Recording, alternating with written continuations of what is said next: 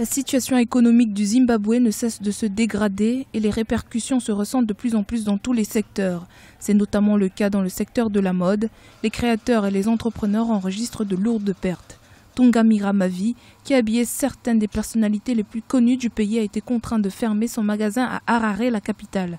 Désormais, il travaille à domicile en raison de la faible activité, des coûts de location élevés et surtout de la forte concurrence des vêtements d'occasion bon marché.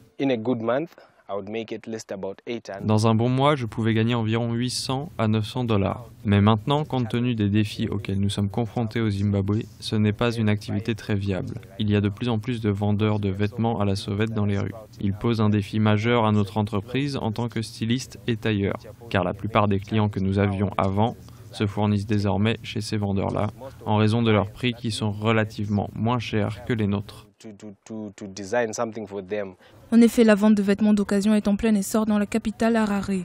Pour la somme dérisoire d'$1, il est possible de trouver chaussures à son pied. Ces vêtements d'occasion proviennent souvent de dons faits par des organisations humanitaires étrangères. En tant qu'entreprise, nous sommes passés d'un pic de 35 000 employés à un niveau actuel de 5 500 employés. Nous avons considérablement réduit notre effectif, mais ce n'est pas uniquement à cause de la concurrence engendrée par les vêtements d'occasion.